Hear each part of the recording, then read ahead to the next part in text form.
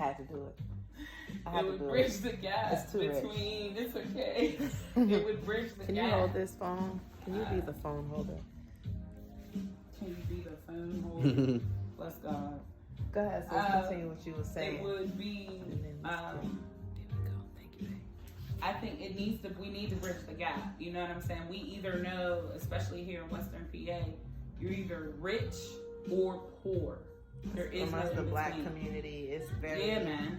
You're literally either rich or poor. So black people here, we literally have poor black people, and then images of LeBron, Beyonce. You know what I'm saying? So black people don't know. It's around here, I would say, not en masse, that what success is truly. How can we, how do you categorize it, and how do you, thank you. I thought it was so cute. Oh. And it was on clearance. I got it for like $10. It was at a Giant Eagle, but if you ask me what you know what? It was in Murrysville. I'm sorry to interrupt. I didn't mean to interrupt. It's y'all. so cute. I'm sorry. I did not mean to interrupt. We're going to get back.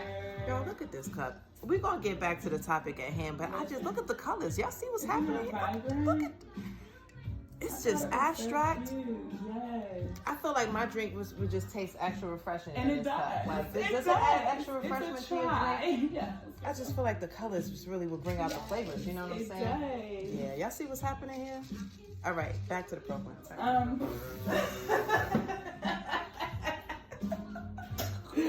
I'm saying it's important for these black children to see black entrepreneurship, like that family business, that corner store where it's like, yeah, we work, but we work for ourselves. You know what I'm saying? And what that looks like.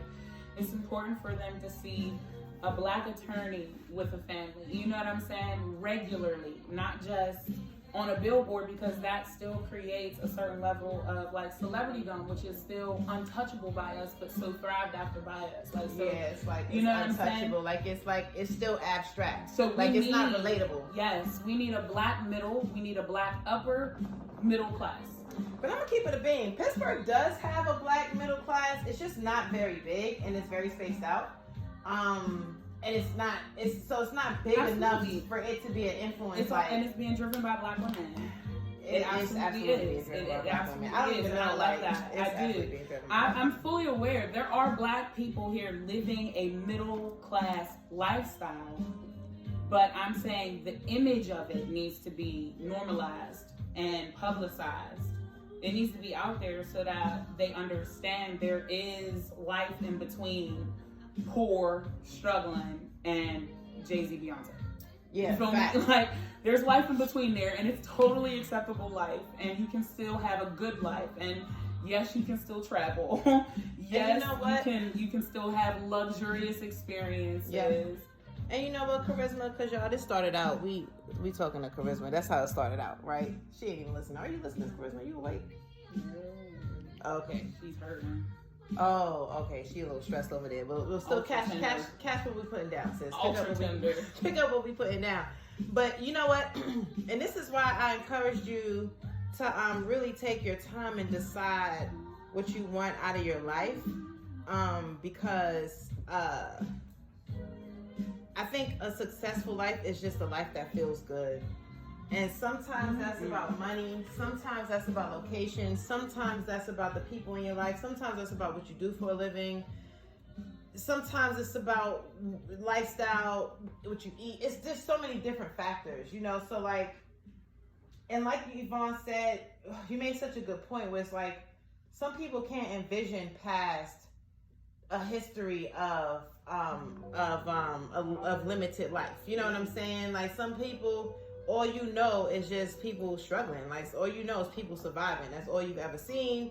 You know what I'm saying? I get that. And so I think what can be helpful, like to give your imagination a prompt, right? Because our mind is like a search query. If we give it the right, our mind is like a search engine. Okay. If we give it the right query, then it will give us results that we're looking for. We just have to give it the space to work. And that's why I encourage you to sit by yourself without external influence and just really get clear and you like really get settled in your thoughts. But if you ask yourself, what would be a great life? What would I like? What if I loved my life? What would it look like? And just, what are some things I would love to do every day? What would be fun? What would I love to do for a living? Because during this time, what you're doing is getting to know yourself. Facts. Because I think taking yourself, doing something you've never done that just sounds like something that might be cool. Go take a hike. It's not just for white people. Like, I think you really enjoy it. What do you enjoy? Like, go play in the river somewhere barefooted. Like, go and see. Like, would I want to live a life where I'm doing this all the time, every day? Right. Like, what would I want to do every day? Like, what would I not make sure mind you're doing every stuff day? with yourself. Go bowling. I'm going bowling, y'all. I can't wait. Peace, fam. Hi, I'm Uju. We are here in the lab. I'm here with the Yvonne Bell. You know the vibes. What's up, y'all? You know the vibes. Then I'm here with this young queen, Charisma. She's stressed right now, so we just gonna send her some love. And then I'm here with Royalty, Prince. Address him as such because that's his name, Prince. Okay. And so we in here, and Charisma was talking about her next steps because she's getting ready to embark on her next journey of college. And Yvonne and I, as college graduates, and Prince as well, we was just kind of sharing some insight and just sharing our experiences and just offering some ideas that she can appreciate. Mr. Anthony, you look so fresh today. What's the occasion? Where you going? I'm gonna go to work. You look amazing. Period. Don't hurt him, Mr. Anthony. Can you stop by next week? I have something for you. Okay. And it's a gift from me to you. You look amazing today. Huh? When? You want me to stop by? I'll be here Tuesday through Friday, so just come by. If it's gonna be around this time, then stop by. Glad to have you back. Even though she's a genius, so she's a genius. Oh, she's everything. Oh, thank you. She's everything. Thank you, Mr. Henry. You have thank you, Mr. Anthony. Have a beautiful, beautiful day. Well, okay, I'm ready to run the cafe now. I don't know if you remember Margie now. She's retiring. Oh, is she? Last year was supposed to be the last time she was supposed to work, but now she fell over, so she's going. Okay. She's going right now. I'm going home. Okay. Give me a 6-pack and lay back and watch my cowboy picture. I know that's right. I love you. All right, I love you too. Y'all, that's Mr. Anthony. He looks great. He was so sharp today. Like, he look at the little shades on.